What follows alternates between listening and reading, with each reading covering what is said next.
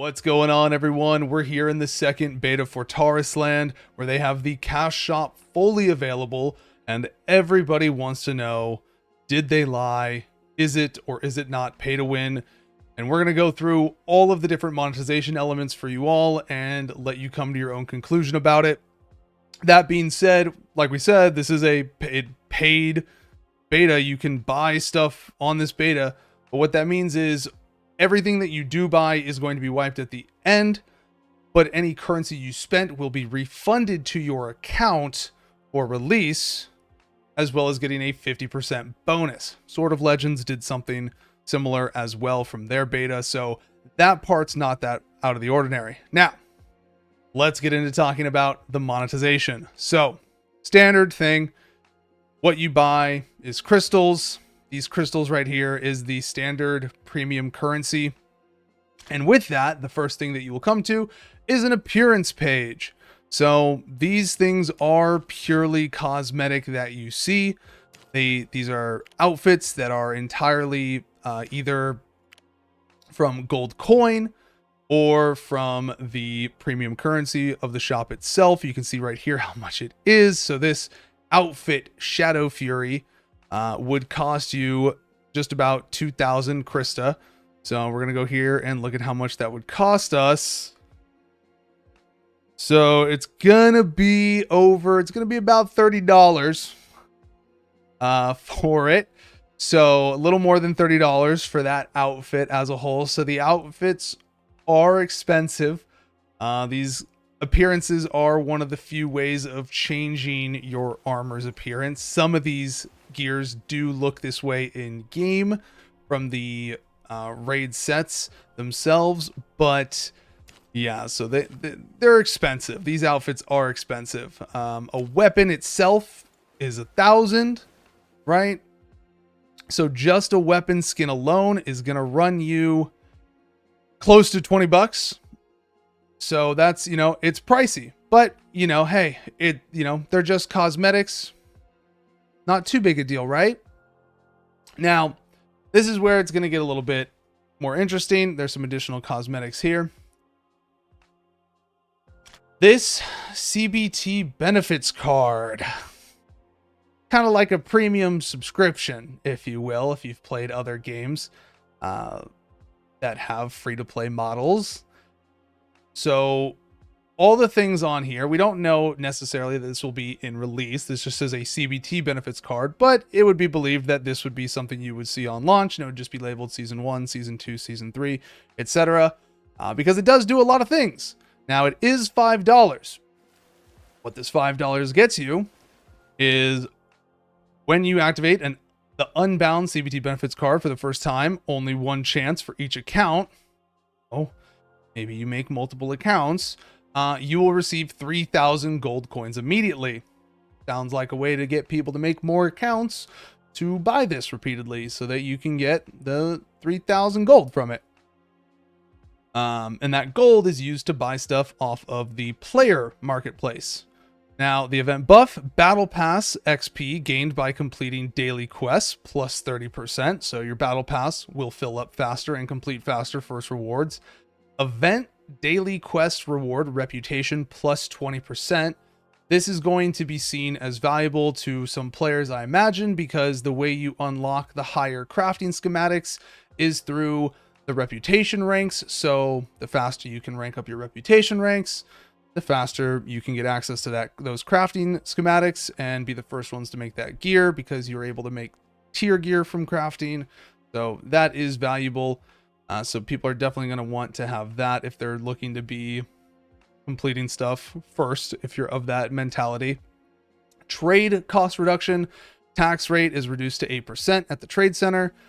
You do not pay a fee for listing items, and you get more item slots available to list. Now, the exclusive privileges is a profession crafting vigor minus 10%. I'm going to go these in a different order, and there's a reason for it. Vigor is basically labor. If you've played Arcade or any game that has a resource that you use for crafting that refunds at a rate over time, in this case, it's like 1 vigor per 15 minutes.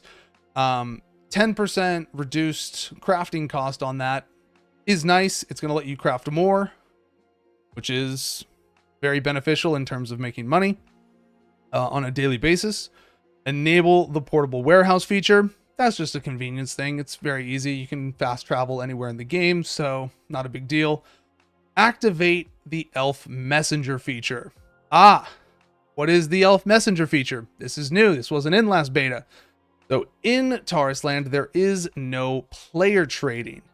However, there is an item that we are able to now use that is called the Elf Messenger Bag, which this costs Krista itself to use. It looks like it's normally 500 Krista, but it's during this beta 70% off, so 150. And if you buy it, this will, after a CBT benefits card is activated, you can hire an elf messenger to put a large pack of gold coins into the messenger bag and mail it to your friend. You need to prepare an elf messenger bag and enough gold coins in advance. So this is going to allow you to send gold back and forth, or just to an individual. So people might use this for RMT, I imagine, or like we mentioned earlier, with buying multiple CBT benefits cards on different accounts. You can send the gold to yourself from another account. That's just some things people are going to do. Now, the CBT benefits card, you can see, is also available here for 450 Krista, not just the $5. Okay? You're able to buy multiple.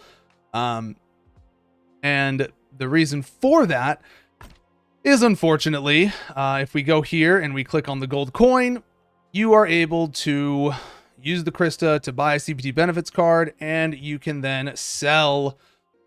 You can use it to purchase and cosign, and it will give you a bunch of gold. So basically, you can also just directly buy gold. Now, everything that gold does for you in this game, all right? These things right here, gold coin market, these specific cosmetics come from gold coin. The only other way to earn gold coin is through occasional rewards from in-game tracks, these perk tracks right here that they have, as well as selling items on the marketplace, or by buying it with the Krista. So, you know, people aren't super unfamiliar with this. This was like in Lost Ark, you know, converting the gems back and forth, blue gems to gold, etc.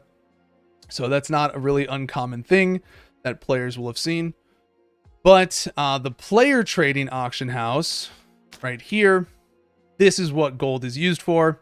So anything that's listed here in terms of crafting materials or equipment itself, you know, people are going to be able to craft the endgame gear that you get, and you will be able to list it. So in theory, people can buy any gear that they want directly off of the auction house that people have listed there. So that, I imagine, will be, you know, a red flag to a lot of people.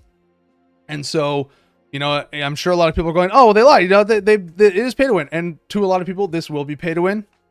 A lot of people, you know, we had some people in stream that were saying, oh, it's not pay to win, it's just pay to advance or pay to progress faster. The whole pay to win terminology thing has become a really convoluted, murky watered thing that has transformed over time, and everybody has a different definition. So it's always a highly heated argument everywhere you go. So I'm going to leave this all up to you, the individual watching this, to decide for yourself whether or not it is, and if you are or are not going to play because of it. So, you know, this is going to be on you to draw your own conclusion from it. I'm not a fan of all this stuff that was added into it. You know, you can get everything through playing the game. It will obviously take more time. You do not need to spend money to do anything from it. There is nothing at this time that is exclusive other than the messenger bag. So, you know, you do need to spend money if you want to be able to transfer gold to a friend or to yourself through some other means. So that is a little unfortunate, as well as having like auction house prices reduced and being able to list more items, you know, so those things do feel bad. 100%. I don't agree with them being things in the game. Let me just make that clear. But you know, this was something that we talked about when they first released their letter about the game. And they said in that line, they said Tarisland is going to be a no pay to win game. And then they put in brackets, we will sell no player power items. There will be no power items, progressional power items sold in our store. So in that regard, it's a technicality, but they can make the argument that they didn't lie and that they stuck to their word, because in the shop itself, they are not directly selling any form of player power. Now, that doesn't mean it's okay, and that doesn't mean that these aren't things that will be considered pay to win by any means. But, you know, if you try to argue it to them through any whatever, you know, they'll be able to have their own argument about saying, well, we didn't sell any player powers. There is no pay to win. You know, it's just, we just sold currency, right? So I'm sure that's, you know, that'll be a thing that you hear, especially if you address it to them. So just be prepared for that potentially. But just wanted to bring you all some insight in the things that are in the monetization, that are on the shop, how it all works, what's available.